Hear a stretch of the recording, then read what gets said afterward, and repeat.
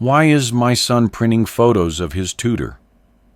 Eleanor Whitmore stood in the softly lit hallway of her Greenwich home, holding a crumpled sheet of glossy paper. It had been sitting on the printer tray, slightly warm to the touch, as if it had just emerged from the machine. The photo was candid. Malik Dawson, her son's new tutor, laughing outside the local library. But it wasn't his smile that froze her heart. It was the necklace. A simple silver chain with a green stone pendant. Small, tear-shaped, slightly scuffed from wear. Eleanor knew that piece, like she knew her own signature. She'd designed it herself, 26 years ago, in the summer she was forced to give up her newborn son. The engraving had been her last act of rebellion against her parents' decree. To M, love always, Mom. Her fingers trembled. She walked into Jeremy's room, trying not to show the storm rising inside her. The boy was sitting on his bed, headphones on, humming as he scrolled through photos on his iPad. "Jeremy," she said gently. He looked up. "Hi, Mom," she showed him the photo. "Why did you print this?" Jeremy shrugged.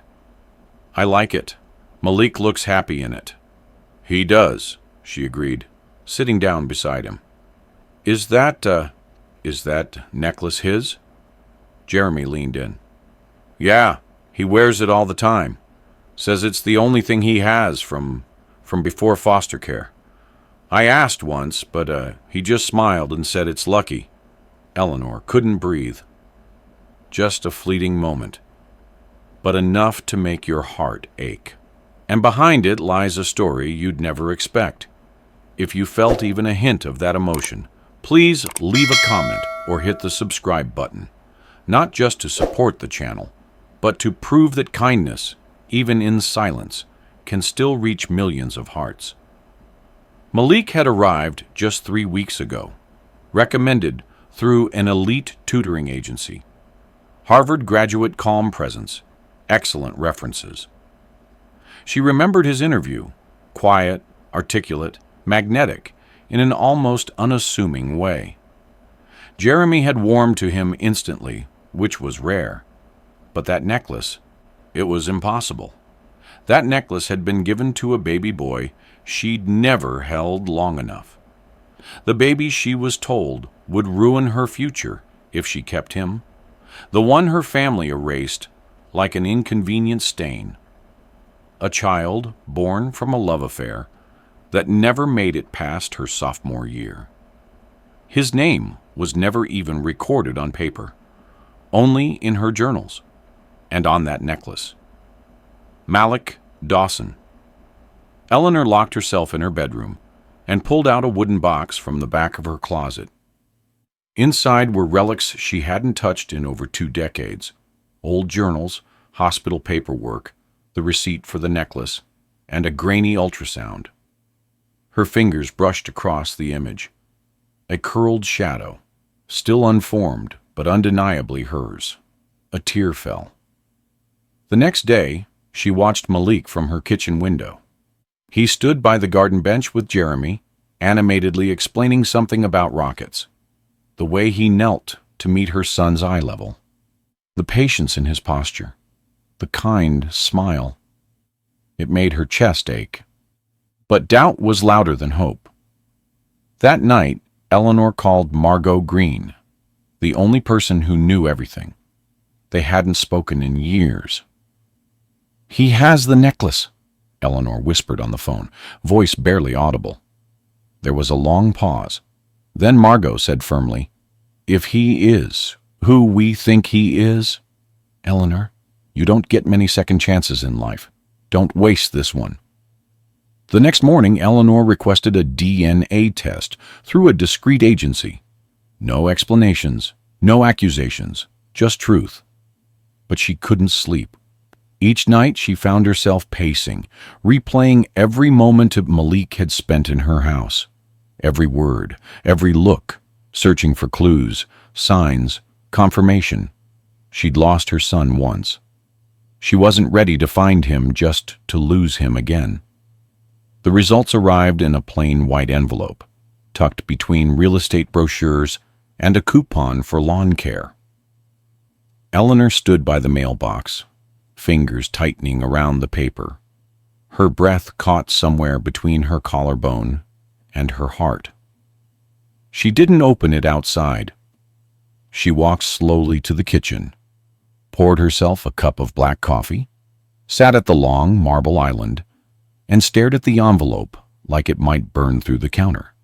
Then, with one deliberate motion, she slid it open. Positive. 99.998% maternal match. The coffee grew cold as her fingers curled around the letter. Her mind didn't go blank. It went loud. 26 years of silence cracked open like thunder. The delivery room where she never got to kiss him. The hush of her father's voice saying, "We'll handle it." The sound of the adoption counselor's shoes clicking down the hallway. And now, Malik, smiling gently as he helped Jeremy with long division, walking into her home without knowing he was walking into his mother's life. She didn't cry. Eleanor Whitmore didn't cry. Instead, she stood, smoothed her blouse, and went to the window to watch him again. Malik, who was in the backyard now, sitting cross-legged on the grass with Jeremy, building a model rocket from soda bottles and cardboard. She studied his profile, the strong jaw, the curve of his ear, the tilt of his head when he laughed. Things she recognized, things she thought she'd forgotten. And yet, they were there, in him. When Jeremy ran inside to grab tape, Eleanor stepped out onto the patio. Malik looked up, shielding his eyes from the sun. "Everything all right, Ms. Whitmore?" She wanted to say yes, wanted to say, "I'm your mother." But the words died in her throat. Instead, she asked, "Do you have a minute to talk?" Privately? They sat across from each other in the sunroom. The air smelled faintly of lemon polish and roses. Eleanor kept her voice calm, almost clinical. "I noticed your necklace," she began. Malik's hand went instinctively to his chest. "Yeah? It's kind of my thing." "Where did you get it?" He hesitated. "It's stupid. I don't even know. I was a baby when I got it. My first foster mom said it was with me when I was left at the hospital. I kept it." Eleanor nodded. "There's an engraving on it." He seemed surprised. "You know that?" "I designed it." The silence that followed was a chasm. Eleanor let it sit. Let the words settle like dust in a still room.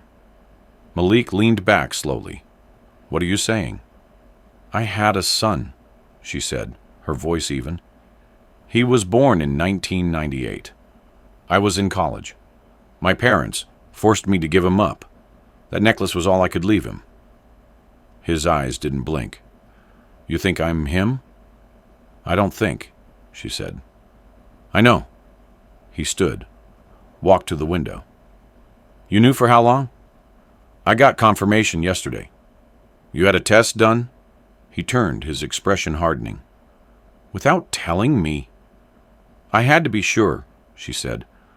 "I didn't want to put that weight on you if it wasn't real." Malik stared at her. "And now that you are sure, what happens? We hug?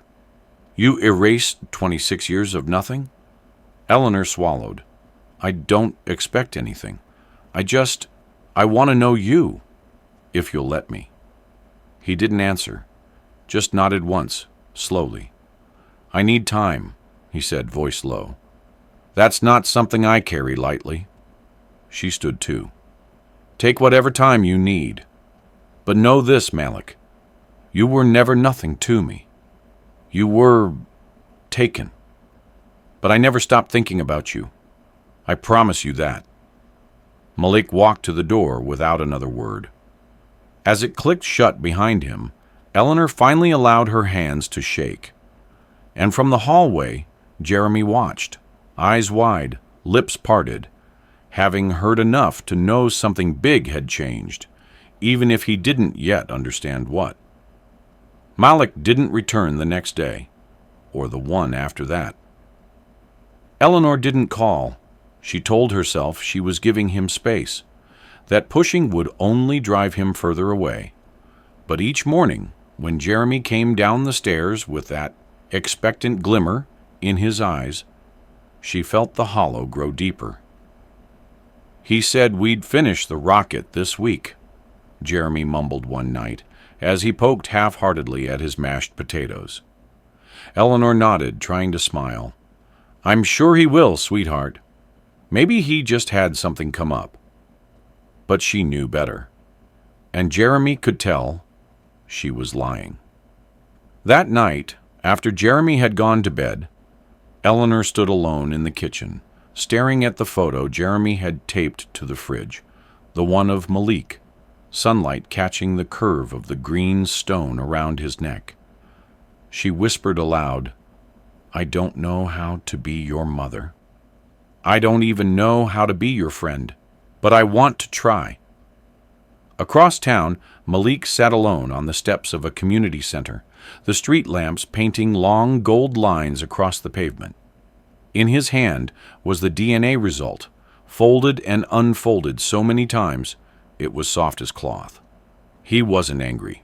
Not exactly. Just disoriented. He had imagined his mother hundreds of times. She was either dead or cruel or unreachable. Never this. Never Eleanor Whitmore, with her perfectly tailored silence and quiet strength, and that look in her eyes that said she wasn't sure whether to hold him or let him run. He had wanted to scream, to say, "Why now?" or "Where were you?" But none of it had come out. Because the truth was, he didn't know what he wanted from her, only that a door had opened, and he was terrified to walk through it.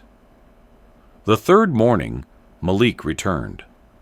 Eleanor opened the door and froze. He looked the same, but something in his posture had shifted, shoulders square, eyes clear. "I'm not here for answers," he said before she could speak. "I'm here for Jeremy. He deserves to finish what we started." Eleanor nodded, stepping aside. "I made cinnamon rolls. He's upstairs. He'll be thrilled." Malik looked at her. "You don't have to pretend, Ms. Whitmore." She met his eyes. "It's Eleanor, and I'm not pretending. I made cinnamon rolls because you're my son. Because I've waited 26 years to do even one motherly thing for you, even if it's just offering breakfast." Malik didn't respond, but he sat at the table while she poured coffee. They didn't talk much. Jeremy thundered down the stairs 10 minutes later, tackling Malik with a hug that nearly knocked him out of his chair. "You came back," the boy beamed. Malik ruffled his hair, smiling despite himself. "Told you I would." They spent the afternoon in the backyard finishing the rocket. Malik showed Jeremy how to stabilize the fins. Eleanor watched from the porch, a book in her lap, but her eyes never really left them.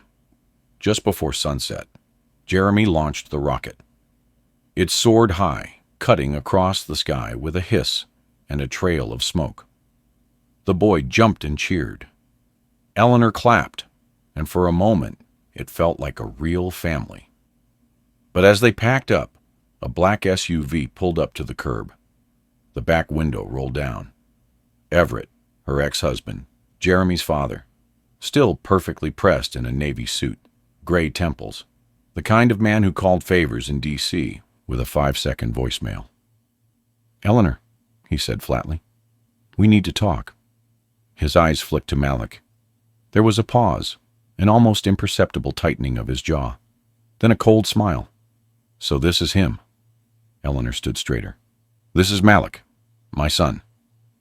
Everett nodded once, slowly, as if weighing the moment. "We'll talk tomorrow." The window rolled back up. The SUV pulled away. Malik watched it go, then turned to Eleanor. "He knows," she nodded. "He'll try to bury this." Malik's voice was quiet, calm. Let him try. Eleanor looked at him, and for the first time, she saw it. Not just her son, but a man who had grown through fire and come out steel. The past wasn't finished with them, but neither were they. The next afternoon, Eleanor waited at her usual corner table at Lark and Finch, the discreet cafe near the courthouse, where old money and quiet power often crossed paths. Everett arrived 10 minutes late, as always, in a crisp charcoal suit, every button and gesture rehearsed to perfection. He didn't greet her, just sat down, adjusted his cufflinks, and said, "I thought you said you destroyed every trace of that mess." Eleanor folded her hands over her lap.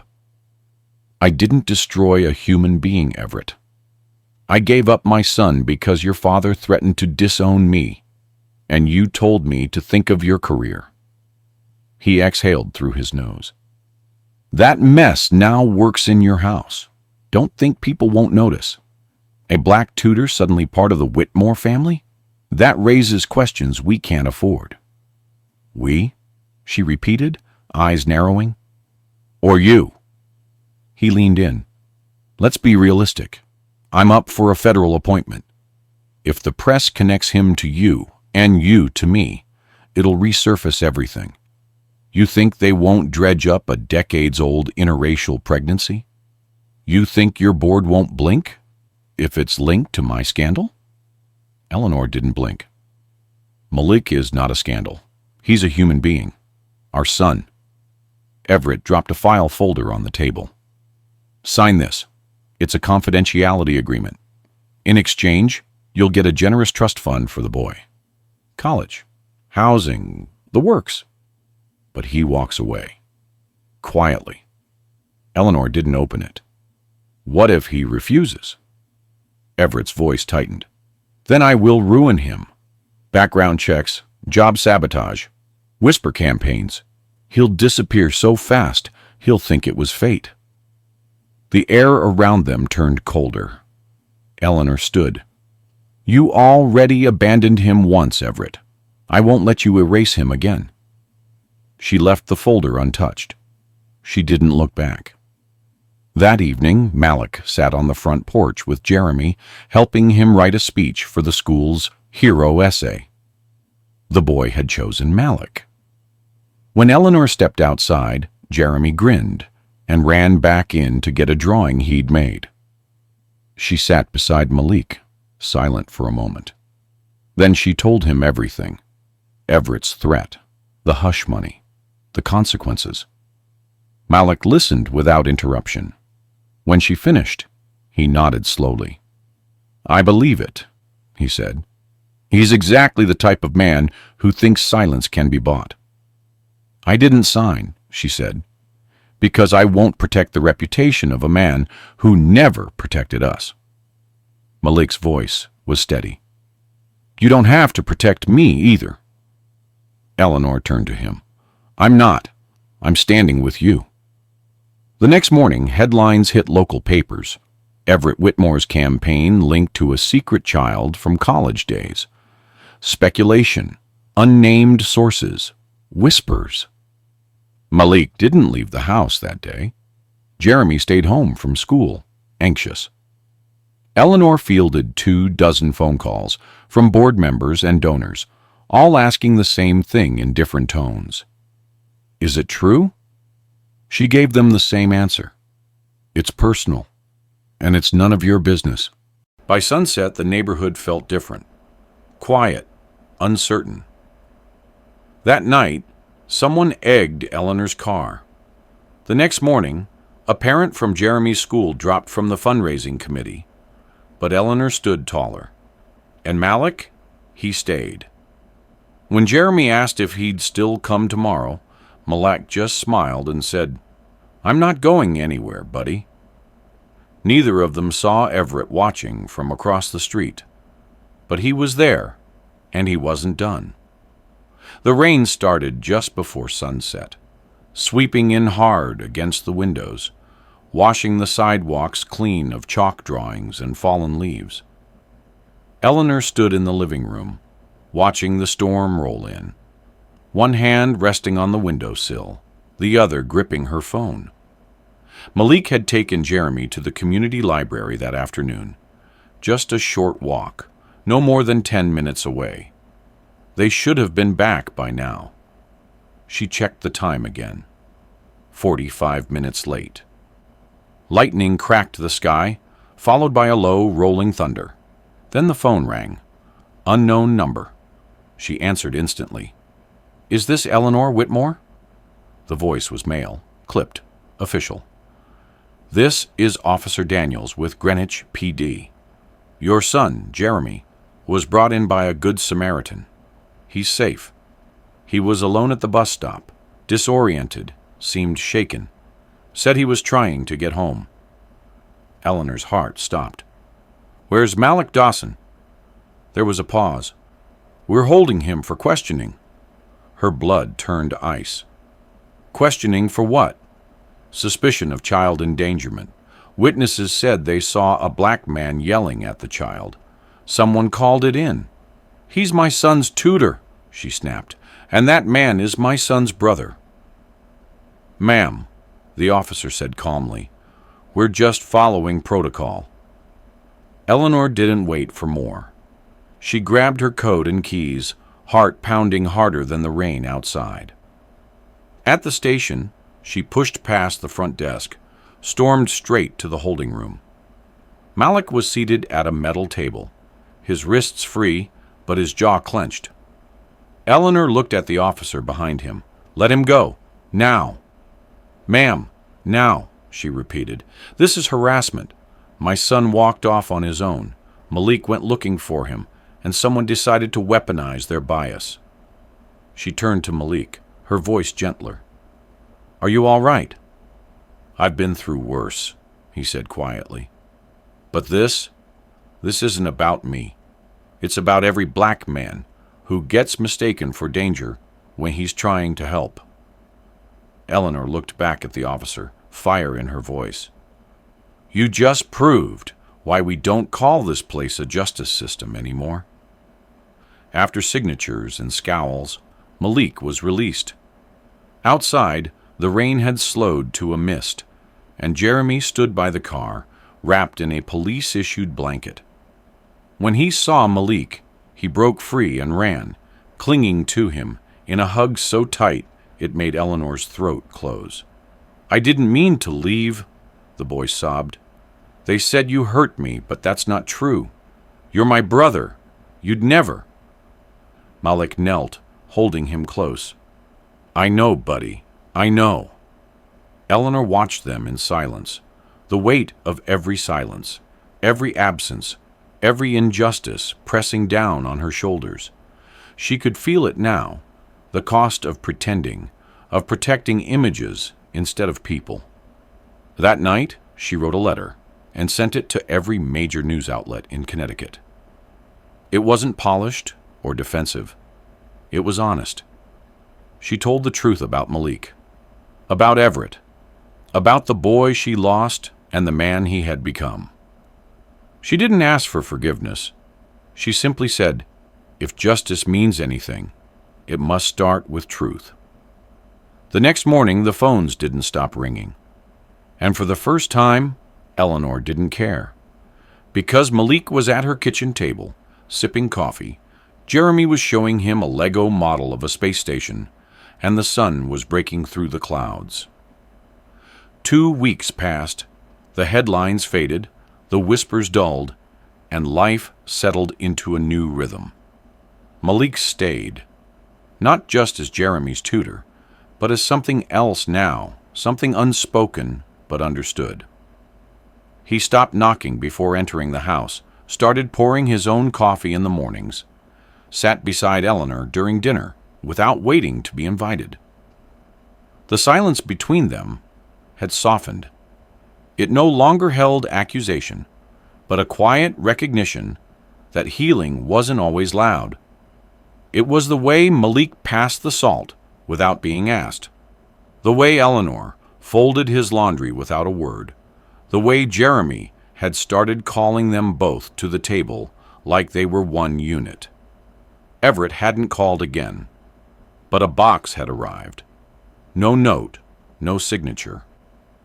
Inside it, the old hospital bracelet from 1998, marked Infant Male Whitmore. Eleanor held it for a long time before showing Malik. He didn't say anything, just touched it once, then walked away. That night, Eleanor found the bracelet on the mantel, next to a photo of Jeremy, side by side. No more separation. Jeremy's school hosted its annual open house on a crisp Friday evening.